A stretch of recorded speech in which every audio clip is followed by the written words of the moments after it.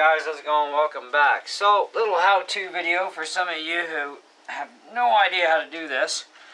But this is a guitar amp cord, and this is one of those prefabbed jobbies that, I mean, these things can cost you about 15-20 bucks in Canada, depending on where you get them. But this is one by Rocker, and I got it used, so who knows if they ever did supply a lifetime warranty, but I've never seen these in my music store around town, so guess they don't carry them anymore, or whatever. Anyways, where these cords commonly go wrong, especially prefabs, is right in this area where it flexes. And this one, of course, is shot. So, I already did repair this one end, and I thought, I'm going to do a video for you guys to show you how to do this.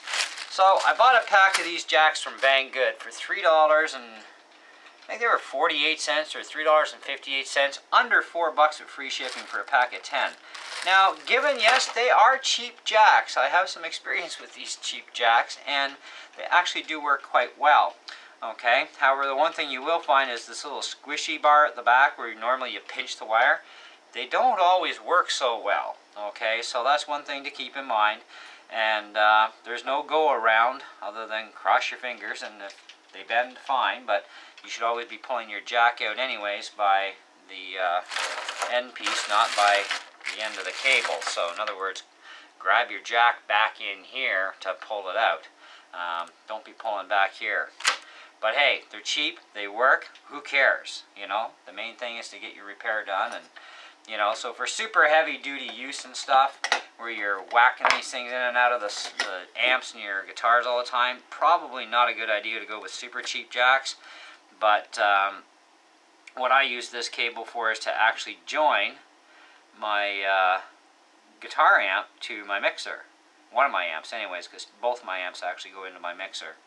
So they just get plugged in and left there, and hey, who cares?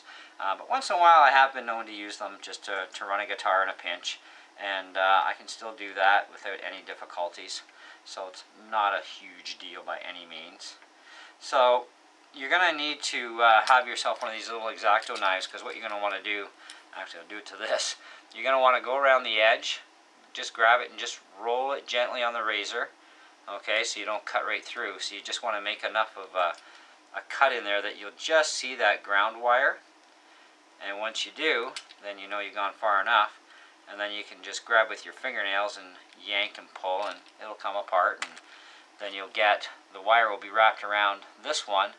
So just unravel it, twist it like so, take your knife again, and just carefully razor blade this, and then pop it, and voila, good to go. Wire strippers can work if you've got really good quality ones that are really sharp. They do actually work really well. So you could get away with using them if you wanted to.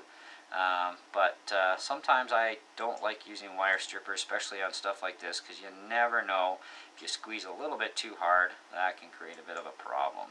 That would suck. So we need to get things tinned up and ready to rock. This is going to be a pretty quick video for you guys. So, because I have saved a little bit of the work by pre-prepping, but explaining it should get you on the way, no problem.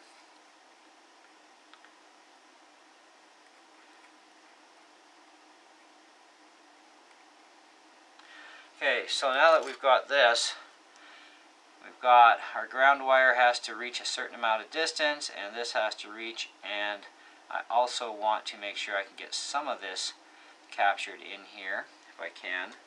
So what I want to do is I want to chop this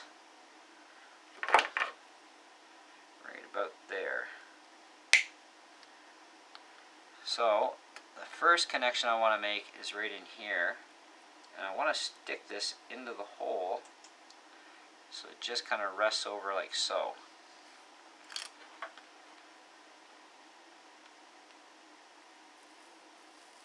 And because you pre-tin stuff, it saves you a lot of overheats and problems that way.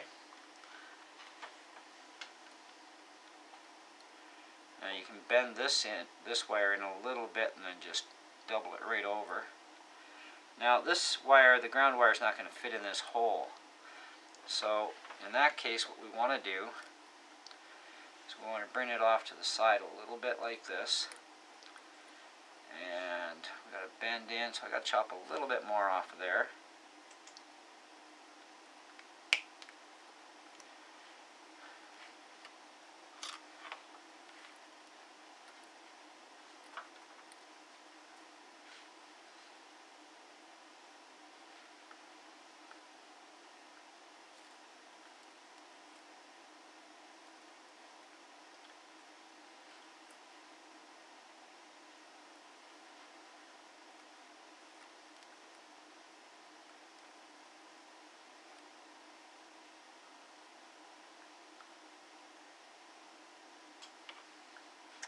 Okay, so we got good solid connections.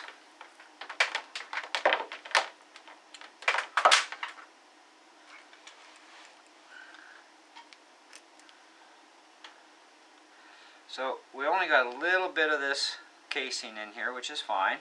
Just going to gently push this down in. And we'll see if these casings will actually crunch in or not.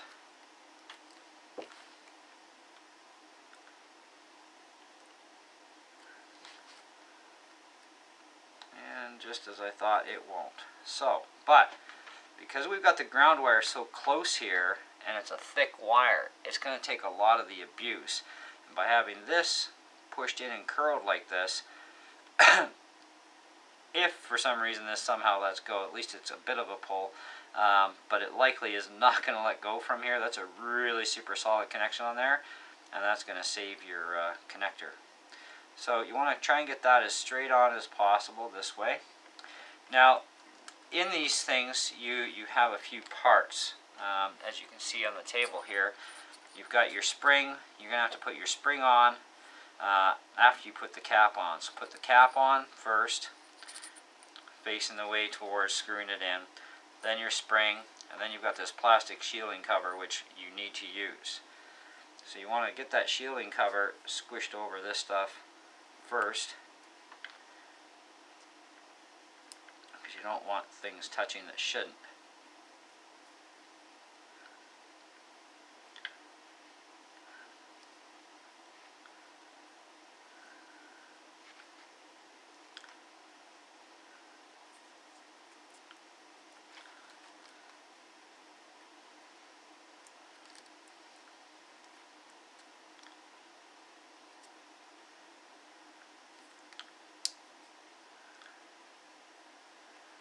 There we go.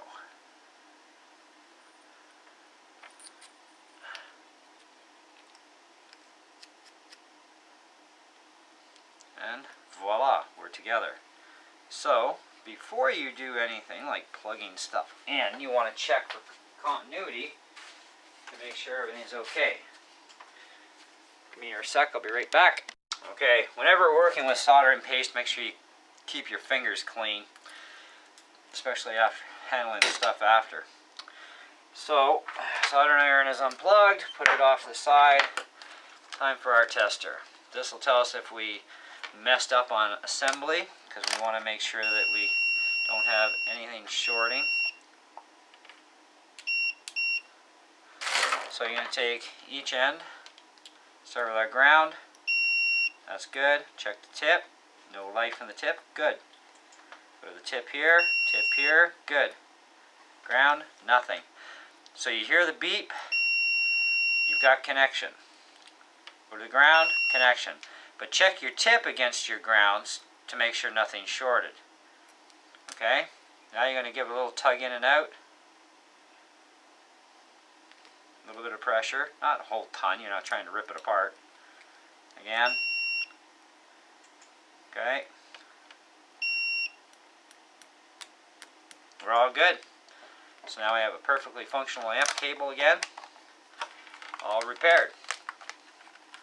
So you can take an even cheaper quality cable, like I've got one actually that I'm going to change the heads on, but you can take an even cheaper quality amp cable, like, you know, those little $5 or $2 amp cables, chop the heads off those pieces of junk and throw on even these cheaper connectors, and that will improve the quality of your sound in your cable as well as the lifespan of it, like for a long time, okay? But it's definitely going to improve the quality of the sound and everything overall. So you'll be good to use even these cheap connectors because they work.